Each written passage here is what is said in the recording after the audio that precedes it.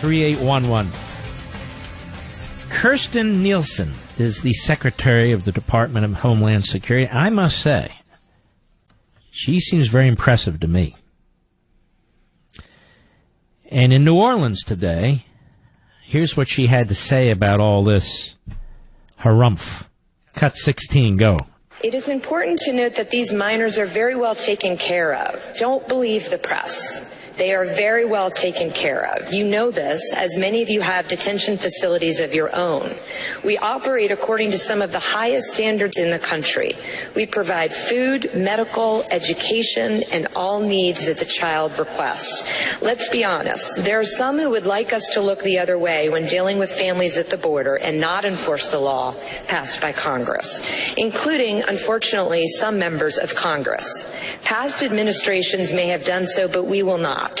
We do not have the luxury of pretending that all individuals coming to this country as a family unit are in fact a family. We have to do our job. We will not apologize for doing for our job. We have sworn to do this job. This administration has a simple message. If you cross the border illegally, we will prosecute you. If you make a false immigration claim, we will prosecute you. If you smuggle illegal aliens across an extraordinarily dangerous journey, we will prosecute you. But I have also made clear you do not need to break the law of this country by entering illegally to claim asylum.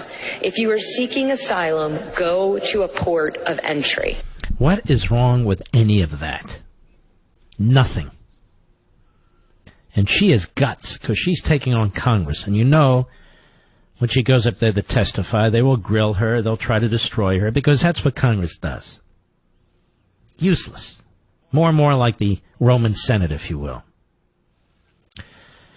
And she was at the White House in the briefing room there and did a tremendous job. And then the cockroaches were let loose. CNN's Jeff Zeleny.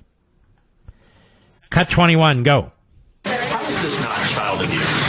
Which, be more specific, please. Enforcing the law? The images that Cecilia was talking about and the sounds that we've seen from these big box stores, the Walmarts, the other stores, when you see this, how is this not specifically child abuse?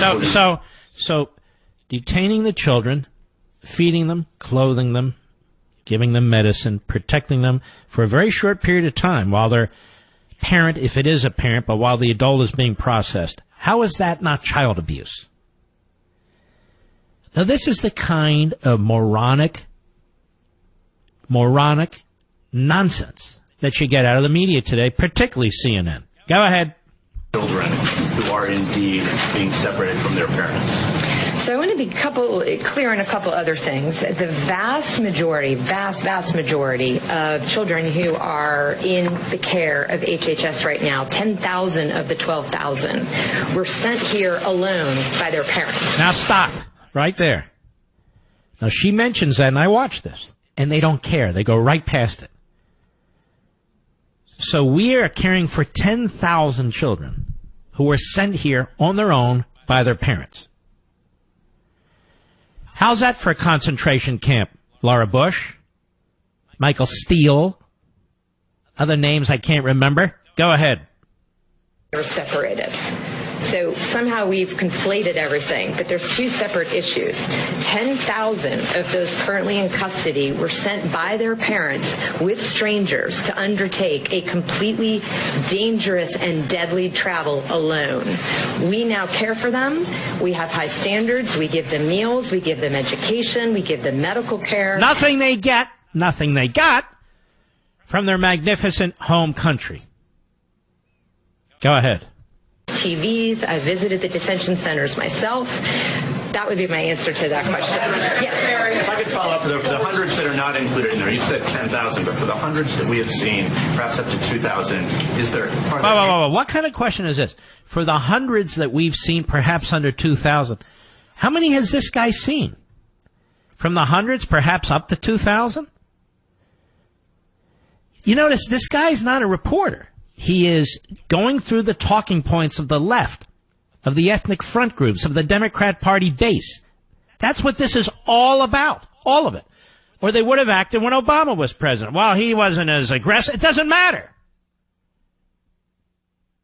These institutions, these processes were in place long before Trump became president of the United States. He's enforcing them. But that doesn't mean it didn't occur when Obama was president. It did occur when Obama was president. Nancy Pelosi has been in Congress forever. Schumer has too. Most of these people have. They haven't done a damn thing about it.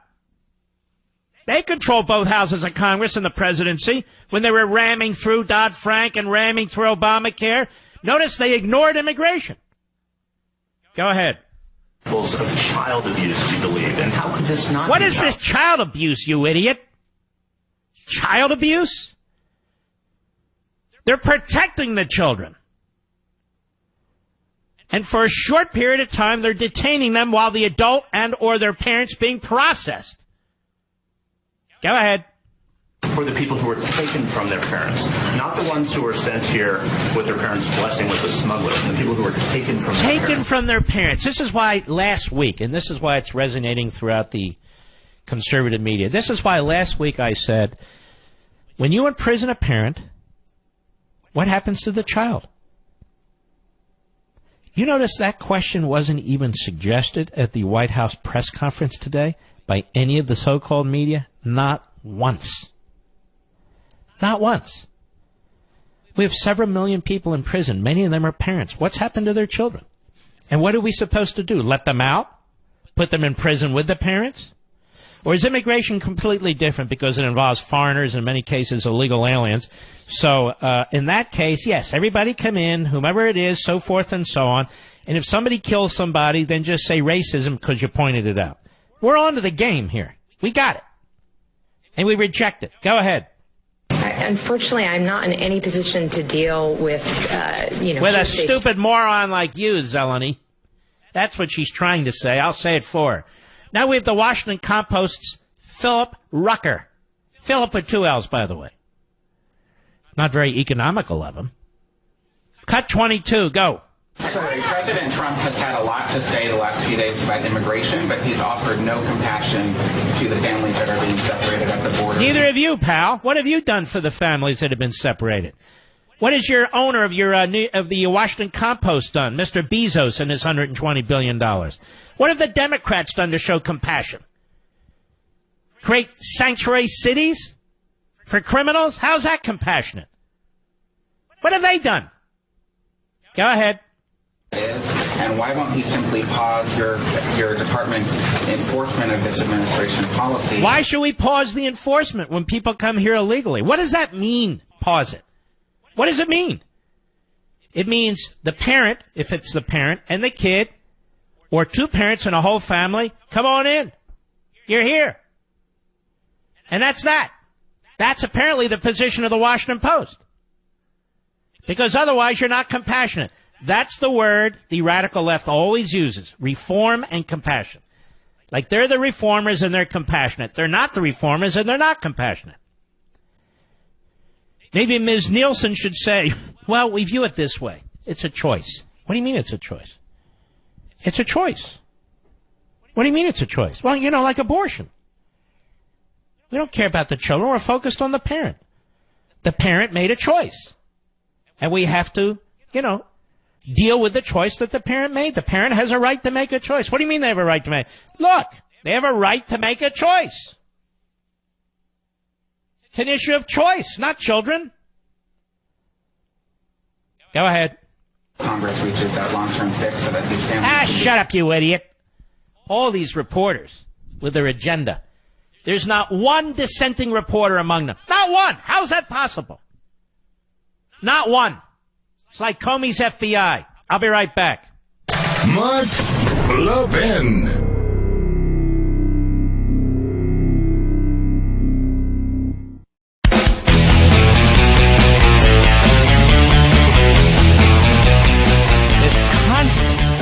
Relentless attack on American institutions. Relentless attack on our Constitution. Relentless attack on the rule of law. Relentless attack on national sovereignty.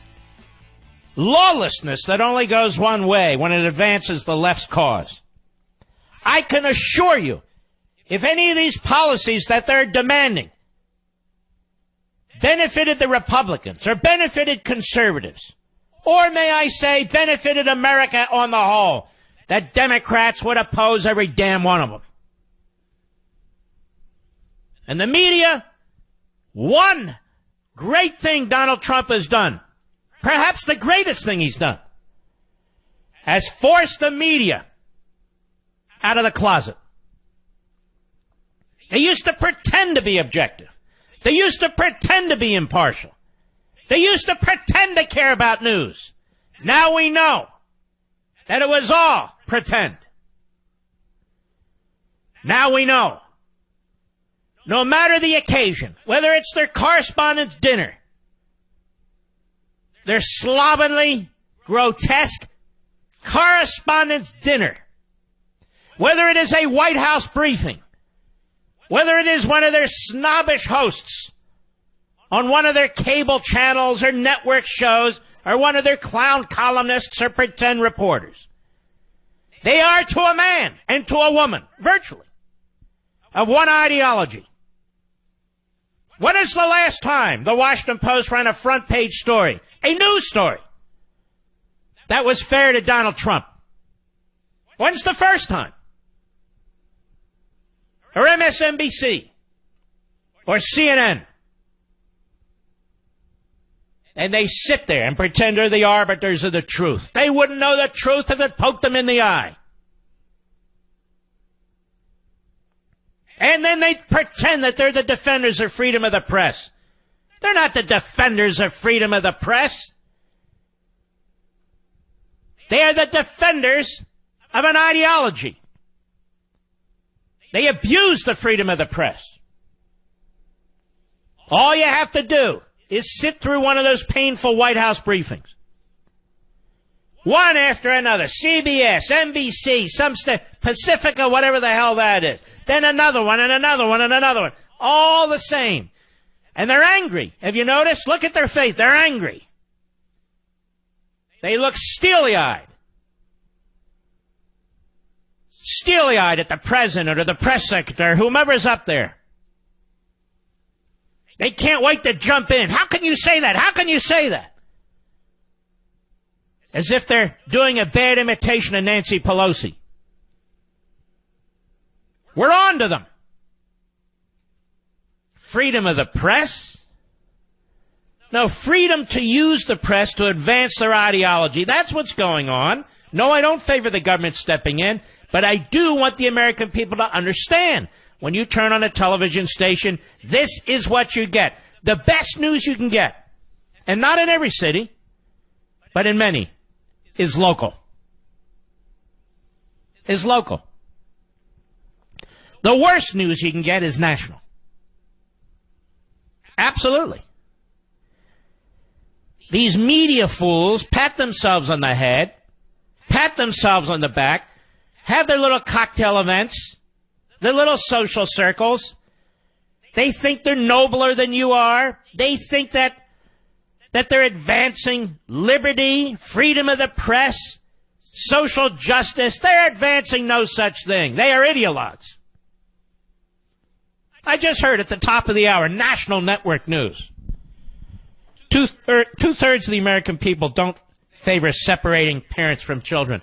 Who the hell favors separating parents from children? Maybe the abortion wing of the Democrat Party, they favor permanently separating parents from children. But that's a choice.